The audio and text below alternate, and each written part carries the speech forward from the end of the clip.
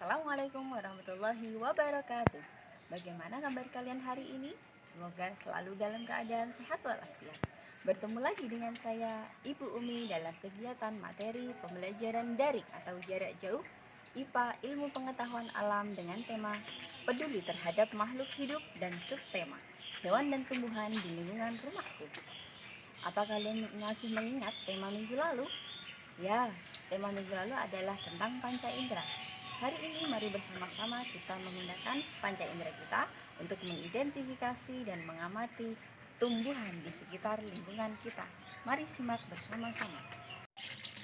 Ini adalah bagian tumbuhan yang disebut akar. Akar adalah bagian tumbuhan yang umumnya berada di dalam tanah. Untuk beberapa jenis tumbuhan, akar juga terdapat di atas tanah bahkan menggantung. Akar berfungsi sebagai bagian yang mengokohkan tumbuhan. Jika tumbuhan tidak memiliki akar, tumbuhan akan mudah dicabut, mudah roboh ketika diterpa angin atau hanyut terbawa air ketika turun hujan. Zat-zat mineral dan air yang dibutuhkan untuk membuat makanan diserap oleh akar dari dalam tanah. Namun, pada beberapa tumbuhan tertentu, akar tidak hanya berfungsi menyerap air dan mineral, tapi juga berfungsi sebagai penyimpangan cadangan makanan.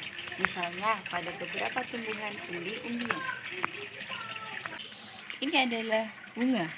Bunga merupakan bagian tumbuhan yang berfungsi sebagai alat perkembangbiakan.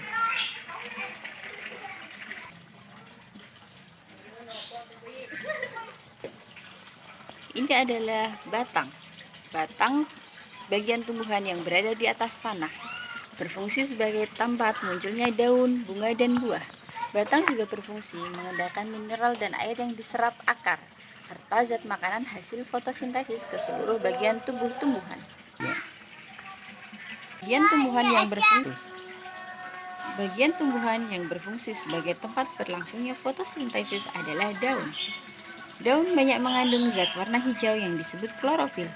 Daun terdiri atas tangkai daun dan helai daun. Buah merupakan bagian tumbuhan yang berfungsi melindungi biji. Contohnya buah mangga dan buah apel. Buah terdiri atas daging buah dan biji.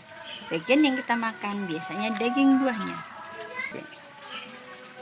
Pada kesempatan kali ini kita mengamati atau bereksperimen pada tanaman cabai. Biji merupakan hasil dari pembuahan yang terjadi akibat penyerbukan antara serbuk sari dan putih. Jika biji ditanam akan tumbuh menjadi tumbuhan baru. Setelah kalian mengamati, apakah kalian tahu peran tumbuhan sebagai sumber daya alam? Ya. Selanjutnya adalah tugas kalian di rumah, diskusikan hal ini dengan orang tua. Tugas pengamatan mengidentifikasi tanaman di kebun dan membuat laporan untuk identifikasinya. Dan tugas di rumah adalah praktek menanam hingga tumbuh menjadi besar, mulai dari biji-bijian seperti biji tanaman cabai tadi, jambu, dan lain sebagainya. Biji-bijian tadi bisa kalian tanam di dalam pot atau di kebun pekarangan rumah. Setelah melihat hasil penjelasan tadi dari saya, apakah kalian sudah paham tentang fungsi dan bagian tumbuhan? Ya, banyak sekali fungsi dan bagian tumbuhan yang sudah dijelaskan secara detail tadi. Selamat mengamati dan sampai bertemu lagi di pembelajaran berikutnya. Assalamualaikum warahmatullahi wabarakatuh.